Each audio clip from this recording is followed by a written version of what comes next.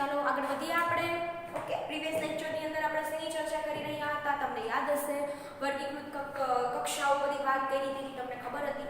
બરાબર, તમને પહેલા પણ કીધું હતું વર્ગીકરણ છે એ કોઈ એક સ્ટેપની પ્રોસેસ નથી કે સિંગલ સ્ટેપની અંદર વર્ગીકરણ પતે નહીં, ખતમ થઈ જાય નહીં. વર્ગીકરણ એક એવો બિગ ચાર્ટ છે, એ શાખા છે કે જેની અંદર ઘણા બધા હરોળ કે શાખાઓ આવતી હોય, ઘણા બધા સ્ટેપ આવતા હોય અને જે આ ચરણ આવતા હોય એનું નામ આપણે શું આપ્યું હતું? હરોળ કે કક્ષા. પણ જ્યારે આવી હરોળ કે કક્ષા is related with the classification કે રિલેટેડ વિથ ધ વર્ગીકરણ, ત્યારે આપણે એને શું કીધું હતું? વર્ગીકૃત કક્ષા. અને આવી ઘણી બધી વર્ગીકૃત કક્ષાઓ ભેગી થઈને શું બને છે? વર્ગીકૃત શ્રેણીઓ. શું બને છે? વર્ગીકૃત શ્રેણીઓ.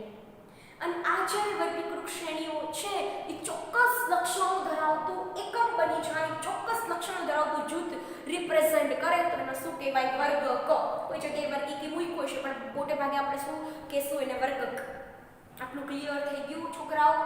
ઓલી સિક્વન્સ તમને બાય એની હાઉ યાદ રહેવી જોઈએ. એની જે સિક્વન્સ, એનું ઉદાહરણ પણ આપણે લીધું હતું કે સંધિપાત સમુદાય છે એટલે તમે વર્ગક એટલે શું? તમને ફાઇનલી કોઈ પૂછે તો કે સમાનતા અને અસમાનતાના આધારે જે ચોક્કસ આપણે જૂથ રચ્યા અથવા સામાન્ય લક્ષણો ધરાવતું એક જૂથ, બરાબર, જે ચોક્કસ જૂથ હતું એ જૂથને તમે શું કહી શકો છો? વર્ગક. ખાસ કરીને ઉદાહરણ આપ્યું સંધિપાત સમુદાયનું કે સંધિપાત સમુદાયની અંદર આવતું કીટક વર્ગ. ઈ કીટક વર્ગ છે, એની પાસે 3 જોડ સાંધાવાળા ઉપાંગો છે. So that is the one of the important characteristic જે બધા કીટકની અંદર આવેલી હોય, જે બધા જ કીટકની અંદર શું હશે? આવેલી હશે. ક્લિયર છોકરાઓ? સો આના સિવાય પણ મેં તમને ઘણા બધા વર્ગકની વાત કરી હતી, તમને થોડુંક વધારે ડિટેલમાં સમજાઈ શકે, તમારી મગજની અંદર આ ટોપિક સારી રીતના ક્લિયર થઈ શકે એટલા માટે. બટ પછી આપણે વાત કરી હતી એના અનુલક્ષીને આપણે બોટમથી ટોપ તરફ ગયા હતા. જાતિ, પ્રજાતિ, પ્રજાતિ પછી કુળ, કુળ પછી આપણે કોની વાત કરી હતી? શ્રેણી, ગોત્ર, પછી વર્ગ, વર્ગ સ્પેસિફિક સમુદાય, અને સમુદાય ઇઝ રિલેટેડ વિથ ધ સૃષ્ટિ. ઉપરથી જઈએ તો સૃષ્ટિ, સમુદાય, વર્ગ, ગોત્ર કે શ્રેણી, પછી કુળ, પ્રજાતિ અને પછી જાતિ. ક્લિયર થઈ ગયું? તો સૌથી નિમ્ન સ્તરે કોને રાખ્યું? આપણે જાતિનું, જે સ્વતંત્ર સજીવ છે, ચોક્કસ લક્ષણો ધરાવતું સ્વતંત્ર સજીવ છે, એ શું છે? જાતિ. એ શું છે છોકરાઓ? જાતિ. બટ આપણે ટોપ લેવલ ઉપર કોને રાખ્યું? સૃષ્ટિ રાખ્યું. સૃષ્ટિની અંદર પણ મેં તમને સમજાવ્યું હતું કે વનસ્પતિ સૃષ્ટિ અને પ્રાણી સૃષ્ટિ જે ચોક્કસ લક્ષણો ધરાવતો સમૂહ જ છે.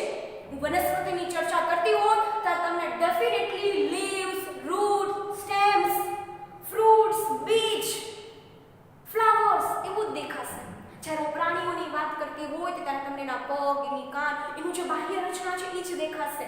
એનો મતલબ એમ થયો કે આ કોઈ એવો સમૂહ છે કે જે ચોક્કસ અમુક લક્ષણો છે ભાઈ, એની શું ધરાવે છે? ચોક્કસતા ધરાવે છે, એક જૂથ ધરાવે છે.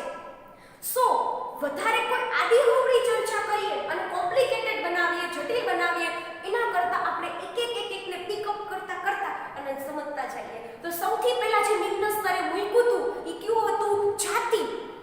એ કયું હતું? જાતિ. તો સૌથી પહેલા આપણે કોનાથી શરૂઆત કરશું? જાતિથી. સમજાઈ ગયું? સો ફર્સ્ટ ઓફ ઓલ હું ડિફાઇન કરું છું જાતિ કોને કહેવાય. તો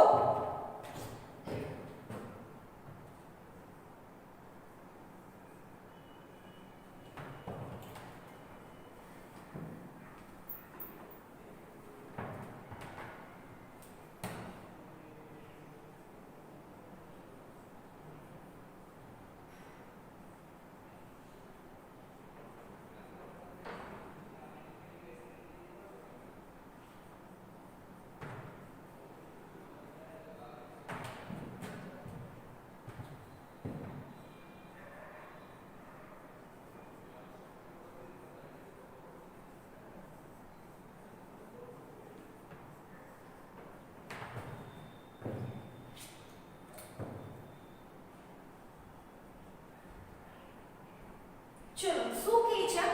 મૂળભૂત લક્ષણો હશે. મૂળભૂત લક્ષણોમાં શું ધરાવે છે? સમાનતા. જેના મેઇન લક્ષણો હશે, બાહ્યાકાર લક્ષણો પણ તમે કહી શકો મોટાભાગના. એ લક્ષણોમાં કેવું હશે? હશે સમાનતા. તો એ સમાનતાને આધારે કહી શકીએ એક સ્વતંત્ર સજીવ, ઇન્ડિવિડ્યુઅલ સજીવ, એક જ સજીવનો જે સમૂહ હશે એવા જૂથને શું કહેવામાં આવે? જાતિ. એને શું કહેવામાં આવે છે? જાતિ. સમજજો, મને આ ડેફિનેશન બિલકુલ ગોખેલી નથી જોતી. હું માનવની વાત કરતી હોય, છોકરાઓ હ્યુમન બીંગ્સની વાત કરતી હોય તો ડેફિનેટલી તમને હ્યુમન બાયોલોજીની એક ખાસિયત છે વિઝ્યુલાઇઝેશન, જે કદાચ ફિઝિક્સની કેમિસ્ટ્રીમાં તમને ન બી મળે, બરાબર છે, પણ બાયોલોજીમાં તો હું તમને એમ કહું કે ચલો આપણે ખોરાક ખાધો, આપણા મોઢામાં મૂક્યો, આપણે અન્નનળીમાંથી પસાર થયો, આપણા જઠરમાં ગયો ને ખોરાક વલોવાય છે, અમુક ખોરાકનું પાચન ત્યાં થઈ ગયું તો ને શોષાય છે, ત્યાંથી નાના દડામાં જાય છે. સો ડેફિનેટલી તમે એને વિઝ્યુલાઇઝ કરશો. આઈ મીન આપણા અંદર મગજની અંદર એને તમે શું કરશો, એનું ચોક્કસ પ્રકારની પિક્ચર્સ રિપ્રેઝન્ટ થશે આપણા શરીરની અંદર, એક ગોઠવાશે આખું pictures. That is the very important about the biology. So same thing is that કે હું તમને કહું છું કોઈ પણ વસ્તુને ગોખો નહીં. તમે જ વિચારો, જ્યારે હું માનવની વાત કરતી હોય તો તમારા મગજની અંદર કોનું પિક્ચર રિપ્રેઝન્ટ થાય? કોઈ દિવસ તમને હાથી, ગધેડો, કૂતરો કાંઈ દેખાણું નહીં, તમને માનવ જ દેખાશે. બીકોઝ ઓફ ધેટ તમને એની કેરેક્ટરિસ્ટિક ખબર છે, બરાબર. આપણે સ્ટ્રેટ ઊભા રહી શકીએ છીએ, બે પગોથી ચાલીએ છીએ, સુવિકસિત બ્રેઇન છે, બે આંખો છે, આવી રીતના આપણી ઘણી બધી કેરેક્ટરિસ્ટિક છે, લક્ષણો છે, તમને તમારા બ્રેઇનની અંદર દેખાશે. તો આમ ચોક્કસ લક્ષણો છે, એમાં સમાનતા છે, તો એવો કોઈ જૂથ હોય તો ઈ શું છે? જાતિ. તો માનવ એક પ્રકારની જાતિ છે, હ્યુમન સ્પીસીસ છે. આવી રીતના હું તમને કોઈ ચલો સિંહની વાત કરીએ તો તમને સિંહ જ વિઝ્યુલાઇઝ થશે, કેમ કે તમને એનું સચોટ લક્ષણો ખબર છે અને એની સમાનતા પણ ખબર છે. આમ કોઈ એક જ જૂથમાં મૂકીએ આવા સજીવોને તો એને શું કહેવામાં આવે? જાતિ. મેં તમને બીજી વ્યાખ્યા પણ પ્રીવિયસ લેક્ચરની અંદર કીધી હતી, એક વખત પાછી બોલી જાઉં છું. તમારે કંઈ નોટ ડાઉન કરીને લખ્યું હોય તો લખી શકો છો. વધુમાં વધુ લક્ષણોમાં વધુમાં વધુ સામ્યતા ધરાવતા, વધુમાં વધુ લક્ષણોમાં વધુમાં વધુ સામ્યતા ધરાવતા હોય. 10 લક્ષણો લીધા હોય, એમાંથી 9 લક્ષણો છે as it is same to same હોય બે સજીવોમાં. એટલે વધુમાં વધુ લક્ષણોમાં વધુમાં વધુ સામ્યતા. આંતર પ્રજનન કરી શકે, એટલે કે પ્રજનન કરી, લિંગી પ્રજનન કરી અને નવી સંતતિને જન્મ આપે, એ પણ પાછી કેવી હશે?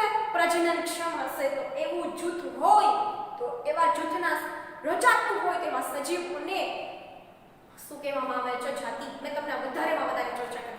આઈ હોપ સો કે તમે લોકો કોઈ પણ પ્રકારનું ગોખતા નથી. સ્વતંત્ર સજીવોનો સમૂહ હશે તો એ શું રિપ્રેઝન્ટ કરે છે?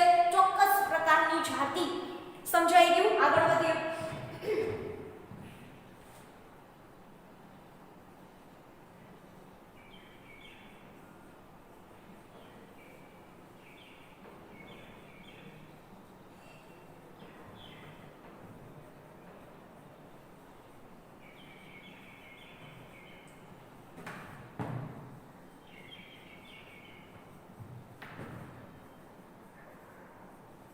ચલો, તો કેના બેસિસ ઉપર આપણે જો બધા સાયન્ટિસ્ટ ન હોય, બરાબર, અથવા આપણી પાસે એવી કોઈ ઇન્સ્ટ્રુમેન્ટિકલી અથવા આપણી પાસે કોઈ વેલ ડેવલપ લેબ નથી કે આપણે એનું જેનેટિક લેવલ ચેક કરવા જઈએ, તો આપણે એનું ફિનોટાઇપ લેવલ ચેક કરશું. ફિનોટાઇપિક લેવલ એટલે શું? કે એનો બાહ્ય દેખાવ કે બાહ્ય લક્ષણ. ગધેડા અને કૂતરાની અંદર કમ્પેરિઝન કરશો તો બટ ઓબ્વિયસલી તમને એનું કઈ જેનેટિક લેવલ નહીં ખબર પડે કે એના રંગસૂત્રો કેટલા છે, બરાબર છે, એને ન્યુક્લિયોટાઇડ કેટલા છે, ન્યુક્લિયોસાઇડ કેટલા છે. તમે ડેફિનેટલી એની બાહ્ય દેખાવની ચર્ચા કરશો. તો એક જાતિ છે એને અન્ય જાતિથી અલગ કરો છો. ઇન્ડિવિડ્યુઅલ એક સજીવને બીજા સજીવથી તમે અલગ કરી શકો છો. કોના બેસિસ ઉપર આવો એમસીક્યુ આવી શકે? એના બાહ્ય દેખાવ ઉપરથી. સમજાય છે કે નથી સમજાતું? બાહ્ય દેખાવ ઉપરથી તમે એમાં શું કરી શકો છો? ડેફિનેટલી એક જાતિને અન્ય જાતિથી અલગ કરી શકો છો. ઉદાહરણ મેં તમને કાલે પણ આપ્યું હતું. ઉદાહરણ લઈએ આપણે, બરાબર છે. સૌથી પહેલા આપણે વાત કરશી મેન્જીફેરા ઇન્ડિકા. તમને બધાને સારી રીતના ખબર છે, આંબા માટેનું નામ છે. મેન્જીફેરા ઇન્ડિકા કોના માટેનું નામ છે? આંબા માટેનું. તે તમને બધાને સારી રીતના ખબર છે. પછી આપણે કોઈ એક્ઝામ્પલ લઈ શકીએ પેન્થેરા લિયો. પેન્થેરા લિયો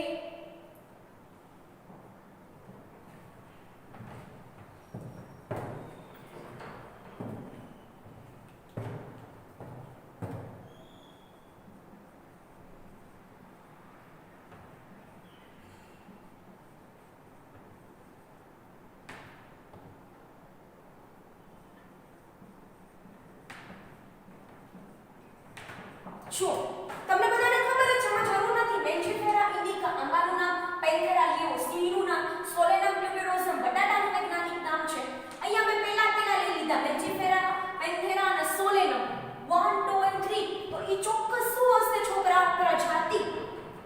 અલગ અલગ સજીવો માટે જે અલગ અલગ શું છે? પ્રજાતિ. પરંતુ અહીંયા ખાસ કરીને અહીંયા રહેજો, પરંતુ અહીંયા છે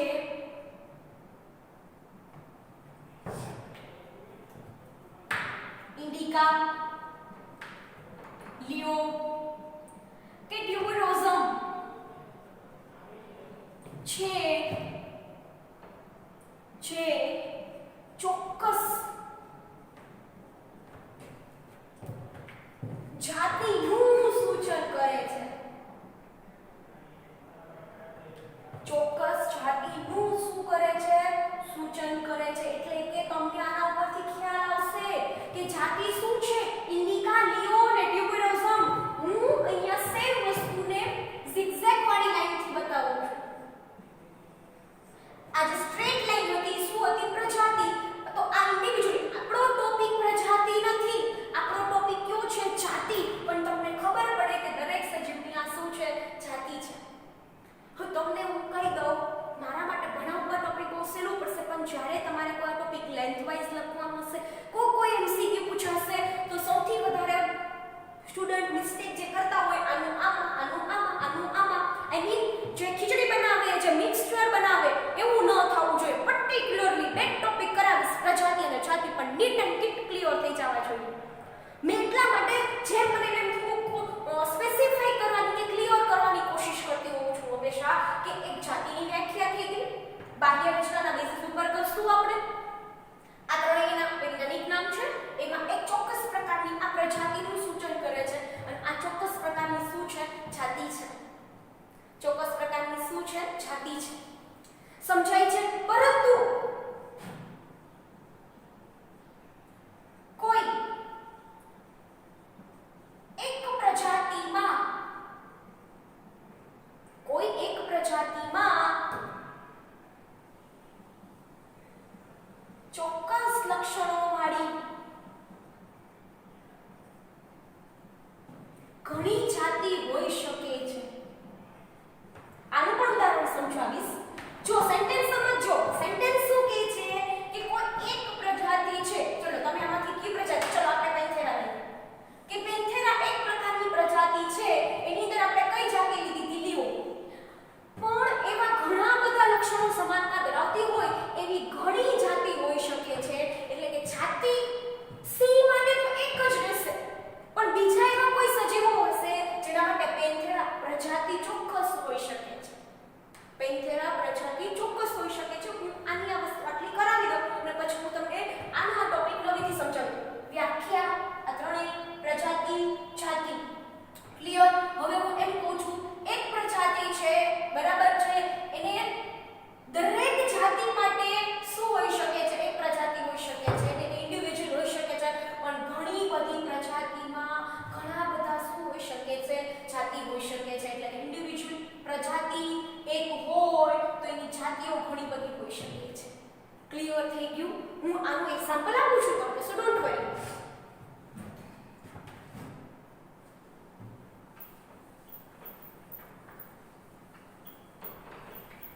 એના બે એક્ઝામ્પલ ભણો. એક વનસ્પતિ માટે ભણીએ, એક પ્રાણી માટે ભણીએ. ચલો બેમાં ક્લિયર કરો.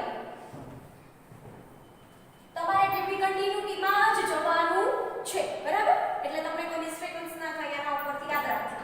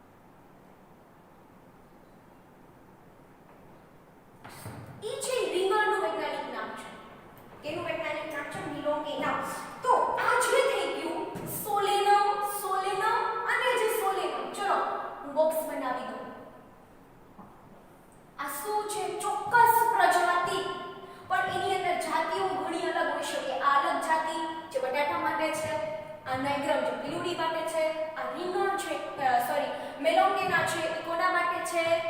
રીંગણ માટે છે. આમ કોઈ એક પ્રજાતિની અંદર ઘણી બધી જાતિનો સમાવેશ થઈ શકે, પણ પર્ટિક્યુલરલી કોઈ એક જાતિ હશે એના માટે પ્રજાતિ કેવી હશે? ચોક્કસ જ હશે. ક્લિયર થઈ ગયું? આ તમને થોડું વધારે ડિટેલમાં કીધું. મેં તમને કીધું હતું પ્રાણીઓનો એક્ઝામ્પલ આપણે પ્રજાતિમાં સમજવું, જેથી કરીને પ્રજાતિ પણ આપણને ચોક્કસ રીતે સમજાઈ શકે. ખાસ કરીને એને વાત કરી છે માનવ નું વૈજ્ઞાનિક નામ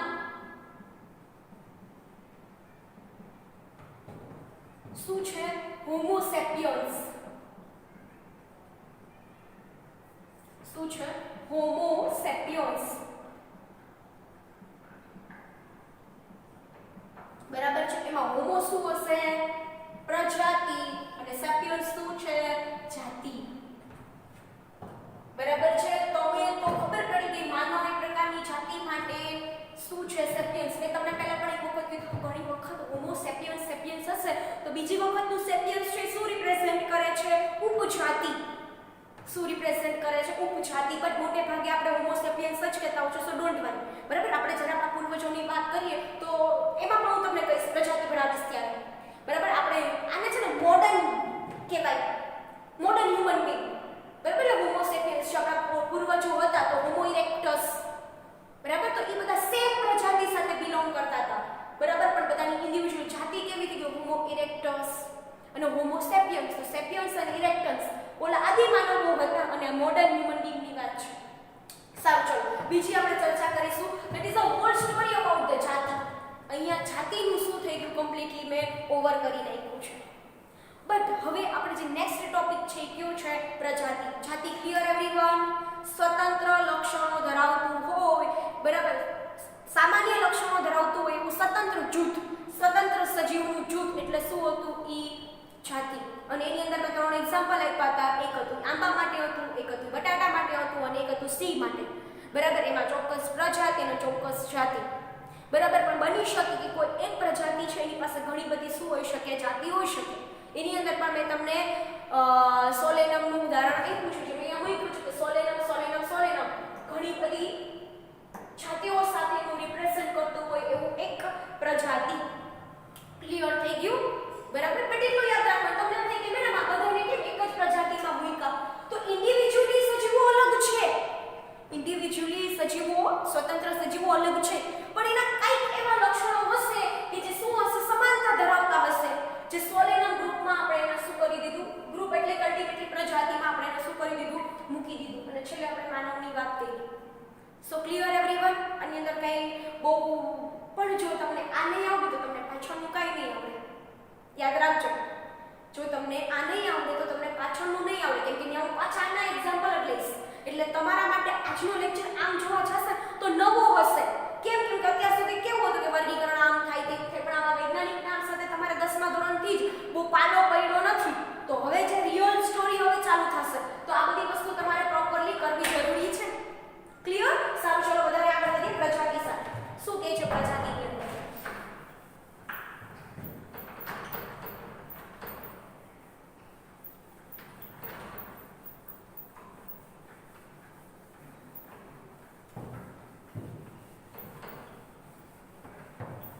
તમને ખબર છે ને સૌથી નિમ્ન કક્ષામાં આપણે કોને મૂકી હતી?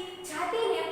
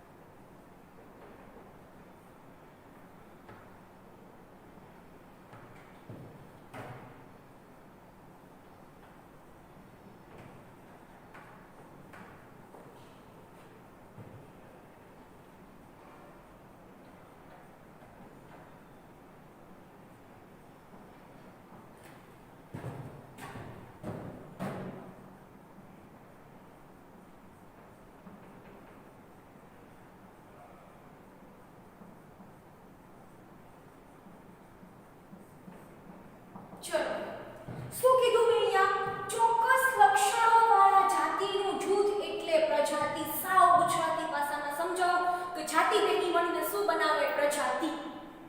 જાતિ ભેગી મળીને શું બનાવે? પ્રજાતિ. બટ એનો મતલબ એવો ન કાઢવો, બરાબર, કે લિયો એક પ્રકારની શું છે? જાતિ. પણ નાઇગ્રો એક પ્રકારની શું છે? જાતિ. તો આ બંને જાતિ ભેગી મળીને પ્રજાતિ બનાવે એવું કહેવું નહીં. કેમ? કે મેં એવું કીધું છે ચોક્કસ લક્ષણો વાળા, એટલે કે પર્ટિક્યુલર આ ભાઈ એક આ થઈ ગયું પ્રાણી અને આ થઈ ગયું વનસ્પતિ. ક્યાંથી બેના લક્ષણો સરખા હોય? એ બેના લક્ષણો ડેફિનેટલી સરખા નહીં હોય, પણ હું એમ કહું છું કે ચોક્કસ લક્ષણો વાળા જાતિનું જૂથ એટલે પ્રજાતિ. મેં થોડુંક એને ઇઝીલી ડિફાઇન કરવાનો પ્રયત્ન કર્યો, એટલે કે સમાન લક્ષણો વાળા. આ બેને તો ભાઈ મેળ જ નથી પડતો. આપણે આ સેમ ચર્ચા કોષની સાથે રિલેટેડ કરો તો 5 કોષના આકાર અને કાર્ય હોય અલગ અલગ, તો તમે એને બેસિક કહી શકતા હતા? નહોતા કહી શકતા. Same thing is that here, કે જ્યારે અલગ અલગ પ્રકારના લક્ષણો વાળું જૂથ છે જાતિનું, તો એ કોઈ દિવસ પ્રજાતિ બનાવશે નહીં, પણ સમાન લક્ષણો વાળા જાતિનો સમૂહ એટલે શું થાય? પ્રજાતિ. અલ્ટિમેટલી જાતિનો સમૂહ એટલે શું થાય? પ્રજાતિ.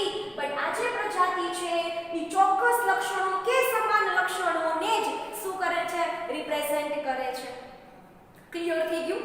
એક્ઝામ્પલ આવશે એટલે ડેફિનેટલી ક્લિયર થઈ જશે. ચલો, વ્યાખ્યા તો ક્લિયર થઈ ગઈ બનારે. શું કહે છે હવે? ઉદાહરણ તરીકે લઈએ, કે દાખલા તરીકે જોઈએ તો કે જે ઉદાહરણ મેં પહેલા આપ્યું હતું એ લઉં છું કે પેન્થેરા, લિયો જે સિંહ માટે છે, બરાબર. બીજું લીધું તું મેં પેન્થેરા ટાઇગ્રીસ, એક વાઘ માટે છે, અને પેન્થેરા પર્ડસ ઈસેના માટે છે? દીપડા માટે.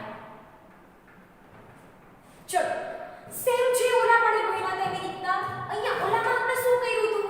અલગ અલગ ઉદાહરણ લીધા હતા, બટ ઓબ્વિયસલી ની જાતિ અને પ્રજાતિ બધા ફરતા. પણ અહીંયા જોવો તો છોકરા પેન્થેરા અને પેન્થેરા સો લખી દઉં છું અહીંયા.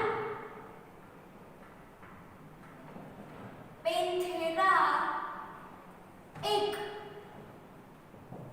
શું છે? પ્રજાતિ છે.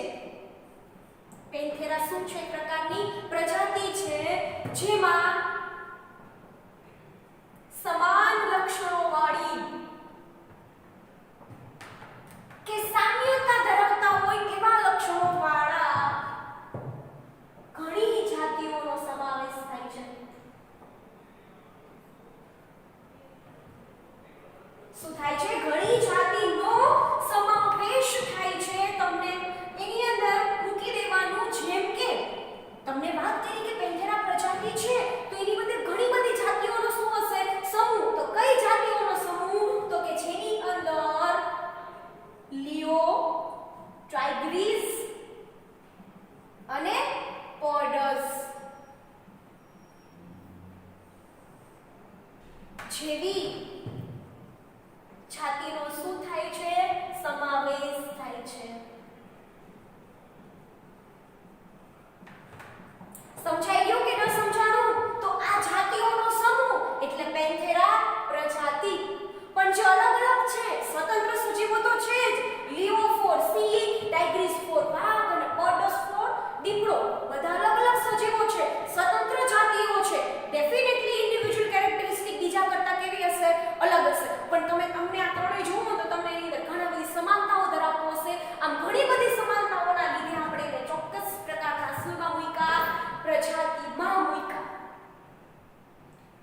નાઉ clear everyone what is that પ્રજાતિ? આના ઉદાહરણ દ્વારા જો હું તમને એક બીજું આના તમે લોકો આ ટોપિક લખતા હોય એટલે થોડું દૂર ટોપિક લઉં છું, મીન્સ કે અકોર્ડિંગલી તમને બીજું ઉદાહરણ સમજાવું તો પહેલા હતું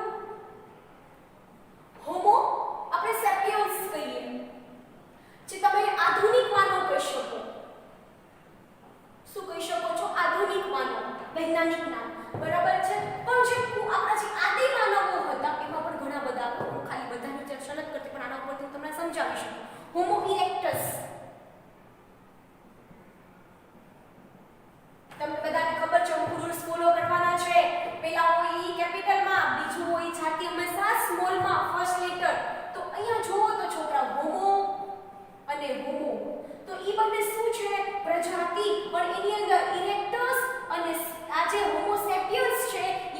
રિપ્રેઝન્ટ કરે છે જાતિ. તો જાતિ અલગ છે પણ એની કેરેક્ટરિસ્ટિક ઘણી બધી સરખી છે.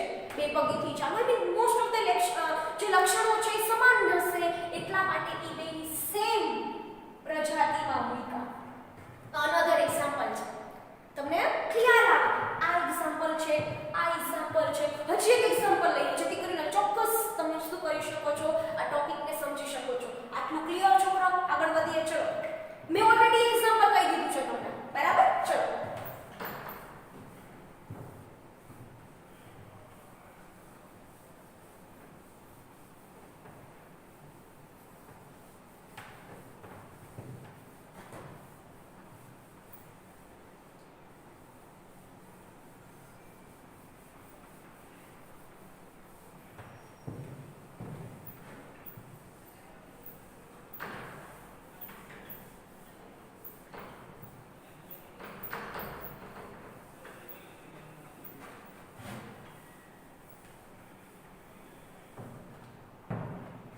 ટોપિક આપણો સેમ છે છોકરાઓ, પ્રજાતિ. એની અંદર શું કેવી છે એ સમજજો સરખી રીતના કે એની અંદર ખાસ કરીને એને ઉદાહરણ આપણે મેં ઓલરેડી કીધું છે જે તમને ખબર છે. સોલેનમ ટ્યુબેરોઝમ. કેની વાત હતી આ ભાઈ? બટાટાની. બીજું હતું એ સોલેનમ નાઇગ્રમ. ઈ કોના માટે હતું મેં? પિલુડી માટે. ત્રીજું હતું ઈ સોલેનમ, બરાબર? સોલેનમ કેવું હતું? મેલોંગેના, અથવા તમે મેલોંગાના કહી શકો, જે કોના માટે હતું? રીંગણ માટે, બરાબર? અહીંયા પણ તમે ખાસ કરીને જોઈ શકો છો કે સોલેનમ, સોલેનમ અને સોલેનમ શું છે ભાઈ? પ્રજાતિ, જેની અંદર ત્રણ અલગ અલગ પ્રકારની જાતિનો સમાવેશ થાય છે. ક્લિયર થયું? હવે એક સેન્ટ આ લખવાનું છે તમારા સાથે જ, જેથી કરીને આવા એક્ઝામ્પલ તમે લખીને તમે વધારે સારું એટ્રેક્ટિવ અથવા વધારે સારા ટોપિકને સમજી શકો છો. પરંતુ કોઈ એક જાતિ, સોરી, કોઈ એક પ્રજાતિ, કેમ કે આપણો ટોપિક કેવો છે? પ્રજાતિ. તો કોઈ એક પ્રજાતિ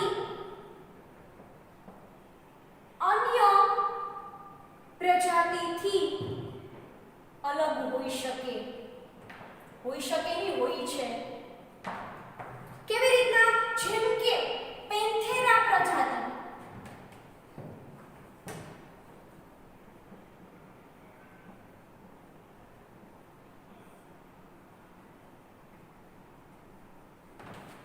પેન્થેરા પ્રજાતિ છે જે ફેલિશ,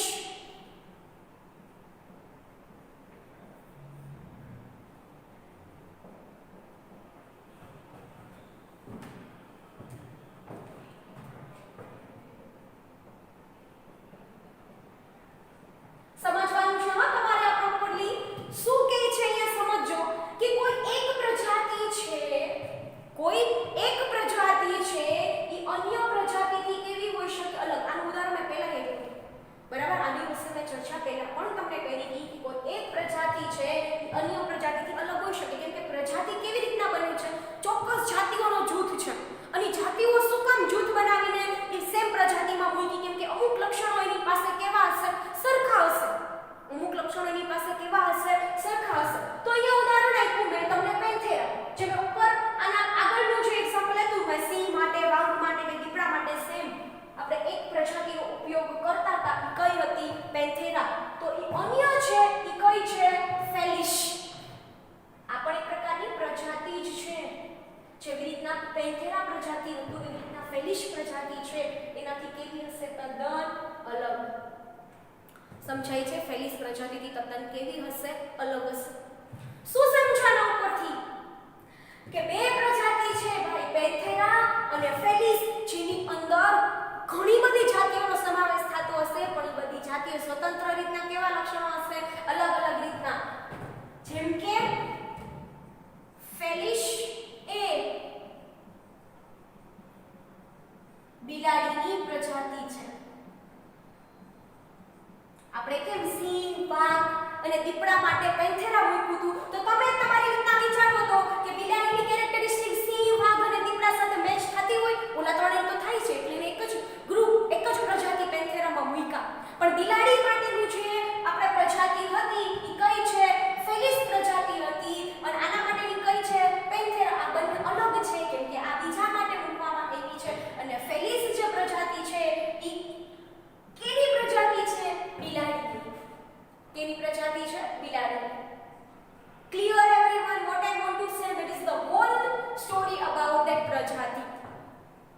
આ બધી સ્ટોરી કોની થઈ ગઈ? પ્રજાતિની. સો એક આપણે ક્લિયર કર્યું પ્રજાતિ.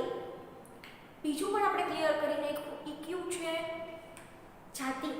સો સૌથી નિમ્ન કક્ષાએ કોણ આવ્યું? જાતિ. એનાથી અપર લેવલ ઉપર કોણ આવે છે? પ્રજાતિ. એનાથી અપર લેવલ ઉપર કોણ આવશે? કુળ. એનાથી અપર લેવલ ઉપર કોણ આવશે? કુળ આવશે. બરાબર છે. જેમ કે અહીંયા ઉદાહરણ મૂક્યું છે સોલિનમ. તો કોઈ એવું છે કે જે ઘણી બધી પ્રજા અલ્ટિમેટલી છે ને કોમન વસ્તુ સમજો, જાતિ ભેગી મળીને પ્રજાતિ બનાવે, પ્રજાતિ ભેગી મળીને શું બનાવે? કુળ. પણ એક વસ્તુ ધ્યાન રાખવાની છે, લક્ષણો સમાન હોવા જોઈએ. લક્ષણો એના થોડા ઘણા કેવા હોવા જોઈએ? સમાનતા ધરાવતા હોવા જોઈએ. ક્લિયર થાય છે મારી વાત કે નથી સમજાતી આ વસ્તુ?